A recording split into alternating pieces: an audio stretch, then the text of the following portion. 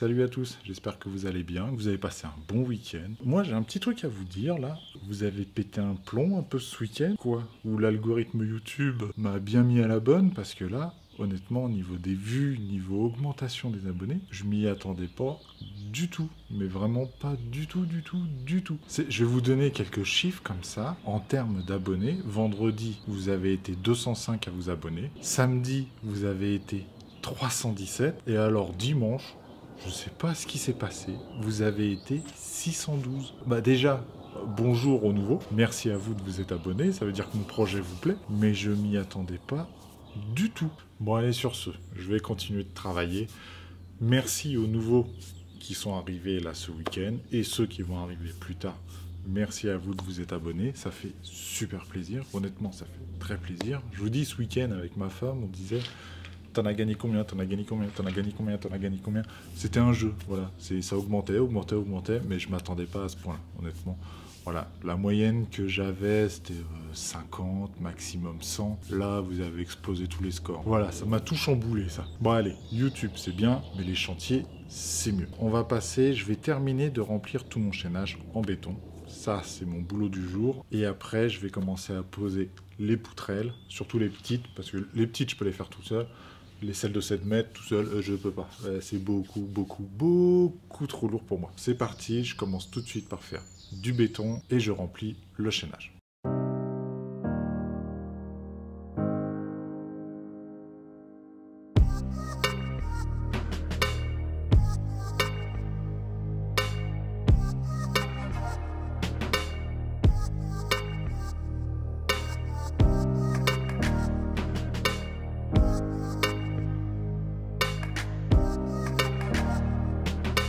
Quand je vous dis que ça m'a retourné ce week-end, c'est pas une connerie. Hein. Parce que là, vous avez vu, j'ai commencé à mettre mes coffrages et tout pour couler. J'ai pas mis mes ferrailles dedans, donc je vais être gêné avec mes serre-joints. Donc c'est con.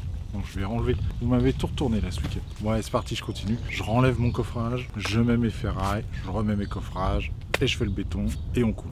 C'est parti, cette fois, je sais où je vais.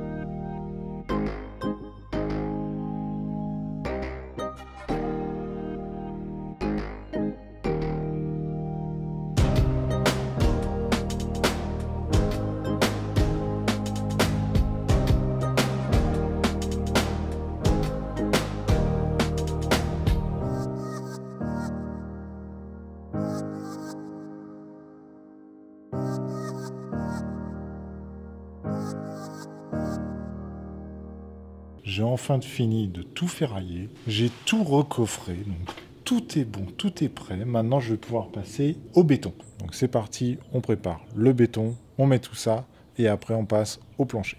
C'est parti.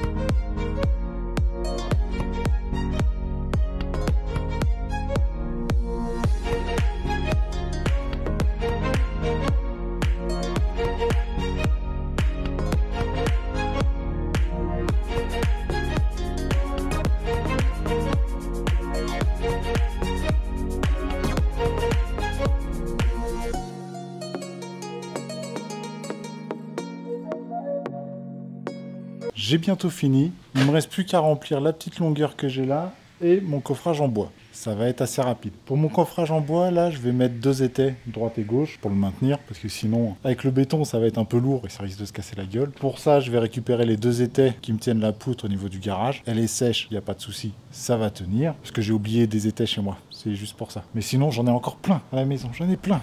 Donc vous inquiétez pas, certains d'entre vous étaient inquiets à savoir si j'allais étayer sous les poutrelles et tout ça. Oui, des étais, j'en ai je crois 150, une connerie comme ça. Donc il y en aura beaucoup là-dessous, ça sera un vrai bordel. Je vais étayer tout l'ensemble du plancher. Et même pour moi, c'est plus rassurant. Imaginez, vous marchez dessus, ça se pète. Non, j'ai déjà vu des vidéos comme ça où tout se casse la gueule. Non, c'est pas pour moi. Tout sera étayé. Et puis deuxième point, il y en a qui m'ont parlé de cette poutre-là, comme quoi c'était interdit de couper les ferrailles et tout ça. On est d'accord, faut pas couper les ferrailles. Après, moi, cette poutre-là ne me sert pas à mettre du poids dessus. Moi, c'est plus une poutre de propreté. J'aurais pu faire tout un coffrage en bois, mettre des hues dedans, remplir de béton. C'était pareil, ça me servait de la même façon. Là, j'ai une poutre, elle est propre, elle est droite, elle est clean. Elle me sert juste à ça. J'ai pas de poids qui vient reposer dessus. Si vous regardez, en fait, cette poutre-là me tient la première rangée de parpaings. Au-dessus, j'ai un autre chaînage. Donc, ce chaînage-là tient automatiquement. Il n'y a aucun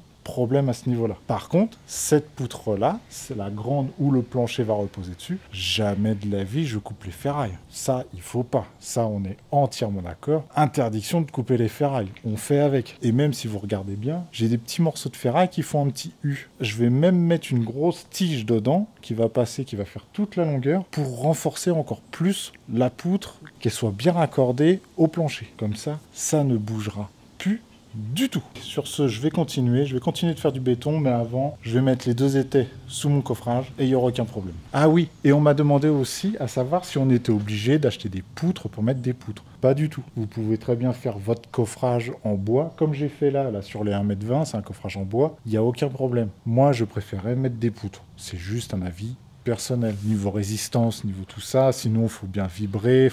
Enfin voilà, je préfère mettre des poutres. Ça coûte plus cher, mais au moins, je suis rassuré avec ça. Bon, assez parlé, je m'occupe de la partie derrière.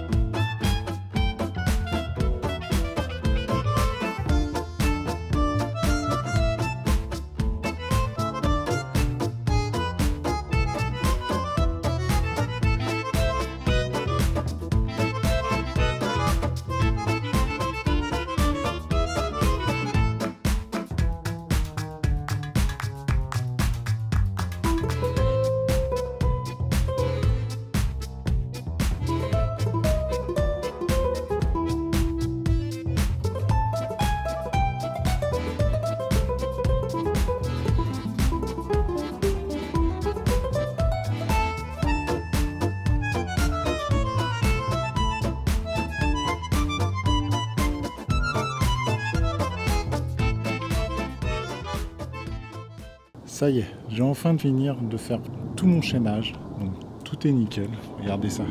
On est au niveau de la poutre et tout. Tout est nickel. Maintenant, il faut que j'attende que ça sèche un petit peu quand même. Je ne vais pas tout de suite poser des poutrelles. On va éviter quand même. Maintenant, on va pouvoir passer aux poutrelles. Donc, je vais m'occuper de les petites poutrelles. Là, ce sera les plus petites, celles que je peux déplacer tout seul facilement. Donc, je vais commencer à les déplacer. Comme je vous ai dit, il me faut 60 entre chaque poutrelle. Donc, j'aurai forcément une coupe au bout.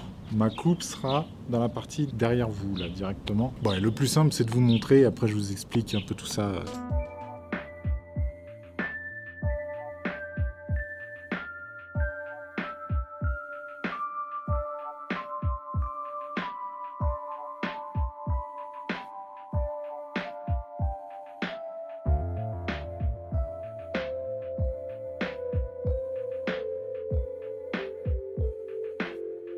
Ça y est, je viens de finir d'installer l'exemple type que je vais faire, que je vous montre. Ça, c'est des ourdis PVC, tout simplement. Ça, c'est des ourdis polystyrène. bon, comme le nom l'indique, c'est en polystyrène et ça, c'est en plastique. Pourquoi j'installe des ordi polystyrène ici, un ordi polystyrène là et un ordi PVC ici? Tout simplement, cette partie-là, c'est l'extérieur, là-bas, c'est l'extérieur. C'est pour éviter les ponts thermiques, tout simplement. Ça évite tout simplement le passage de l'air froid ou que ma chaleur parte vers l'extérieur. C'est pas trop une obligation de le faire, mais autant le faire si on veut faire des économies d'énergie et pas avoir une maison énergivore. Autant faire ça, ça fonctionnera très bien. C'est ce que j'avais fait dans ma première maison et honnêtement, je n'ai pas un seul souci avec ça. Donc ce que je fais pour cet exemple-là, j'ai commencé à mettre mes ordis PVC de la poutre, j'ai avancé jusqu'à là et ici, j'avais 2 plaques complètes. J'ai utilisé un morceau de PVC pour faire le reste de la plaque. S'il me restait moins de polystyrène, j'aurais utilisé moins de polystyrène tout simplement. Mais je vais quand même avoir un minimum de 15 cm. 15 cm, ça va être... Je vous montre en dessous. Alors là, on imagine que là, c'est mon plafond, on est d'accord. Là, j'ai mon polystyrène. Ici, je vais mettre un isolant polystyrène. Mon polystyrène de mon isolant, ça va être du 12 cm d'épaisseur de polystyrène plus un BA13 par-dessus. Donc, il va me falloir... Je me base sur 15. Il faut toujours que j'ai au moins 15 cm de polystyrène. Comme ça, quand je vais coller la plaque, ça va arriver pile à ras au niveau de mon polystyrène, ou alors mon polystyrène dépasse, et dans ce cas-là, je m'en fous, mais au moins, ça arrivera toujours à ras ici. J'aurai vraiment une zone jusqu'en bas où tout est isolé. Et honnêtement, une maison qui est super bien isolée consomme rien du tout. Si un jour vous devez construire une maison, utilisez vraiment votre argent pour l'isolation. Tout ce qui est déco et tout ça, on peut le faire après. Mais l'isolation, c'est hyper important dès le début pour que votre maison vous coûte moins cher dans l'année. Parce qu'avoir une maison très jolie alors qu'elle vous coûte 3 000 ou 4 000 euros par an d'électricité, de perte de chaleur et tout ça, ça vaut vraiment pas le coup. Autant avoir une maison bien isolée et après vous faites votre déco tranquillement. C'est que mon avis à moi bien sûr. Après vous faites ce que vous voulez. Donc vous avez vu du dessous, c'est un peu plus parlant. Polystyrène vraiment sur tous les murs extérieurs et PVC, tout ce qui est intérieur. Tout ce qui touche pas au mur extérieur, c'est en PVC. Tout ce qui touche au mur extérieur, c'est en polystyrène. Tout simplement. Et quand j'arrive sur la poutre, j'ai aussi cette petite pièce là. Ça. Hop, je vous montre ça. Cette petite merde là. Ça, c'est tout simplement pour fermer mon ourdi qui est en PVC. Parce que si je laisse là ouvert, tout va dégueuler. Ça, on est d'accord. Voilà, je cale ça ici. Ça me bouche mon ourdi PVC. Et en dessous, ça me bouche aussi cette partie-là. Ce que je vais faire, par contre, c'est quand je vais rajouter une planche ici, pour maintenir justement, comme je vous ai dit, je vais maintenir les poutrelles avec des planches et des étais. Je vais mettre une planche à ce niveau-là et je visserai ce petit truc-là en PVC par-dessus. Comme ça bougera plus et ça m'évite d'avoir un trou. Parce que si vous regardez ici, ce truc-là en PVC, c'est un peu voûté, ça fait un trou, c'est un peu con. Il y a quelqu'un en commentaire qui m'a conseillé justement de coller un peu tous ces trucs-là, même en périphérique, le polystyrène. C'est pas con. Je vais voir si je le fais ou pas. Avec un peu de mousse expansive, le mettre, coller, c'est pas con du tout. Je vais voir ça. Ici, je pense que je vais le visser. Les polystyrènes, je vais peut-être les coller, c'est pas bête. Bon bah voilà, je vous ai expliqué le plus gros du plancher, comment ça se fait. Ah si, aussi je voulais vous montrer encore quelque chose. Que voilà, ça fait polémique encore en commentaire. Je vais vous montrer un peu de combien dépassent mes poutrelles. Bon, alors je prends le mètre, hein, comme ça je vous montre par A plus B qu'elle dépasse quand même bien. Sur ma poutre, ici, je suis à 6 cm, un peu plus de 6 cm. Je vais vous montrer maintenant où je repose sur les parpaings. Alors là, je repose, j'ai 3,5 cm. Donc, je suis bon. Il n'y a que sur les grandes longueurs où je ne sais pas exactement à combien je vais être. Ça se trouve, je vais avoir 2,5, ça se trouve, je vais avoir 2, ça se trouve, je vais avoir 3. Je ne suis pas sûr à 100%. Mais ce qui est sûr, sur les grandes poutrelles, tout ça, ça sera étayé. Et aux extrémités, je vais mettre des planches, pareil que pour là, des planches, des étais, comme ça, elles vont bien être reposées dessus. Et ça ne bougera pas, c'est sûr. Bon, allez, sur ce, je vais m'arrêter pour aujourd'hui. Je pourrais continuer là un peu le plafond, mais je pourrais en mettre 2. Et après, je vais devoir déplacer toutes mes poutres. Elles vont me faire chier plus qu'autre chose. Et ça sert à rien, je peux pas les déplacer trop vu que je viens juste de faire le coffrage. Donc ça sert à rien de continuer, je vais rentrer chez moi tranquillement. Je vais essayer de répondre aux questions que vous m'avez posées en commentaire là ces 2 derniers jours. Mais honnêtement, je crois que j'en ai 190, un truc comme ça. Je les ai quasiment tous lus parce qu'à chaque fois je les reçois. Mais honnêtement, à répondre à tout le monde... ça va me mettre un temps fou. Bon, allez, sur ce, je vais vous dire encore merci pour vous être abonné en masse ce week-end. Là, c'était hallucinant. Ça, vous imaginez même pas ce que ça fait dans ma tête en ce moment. Et comme d'habitude, si cette vidéo vous a plu, n'hésitez pas à vous abonner. Un petit pouce bleu, ça fait toujours plaisir. Je vous dis à demain Prenez soin de vous. Ciao!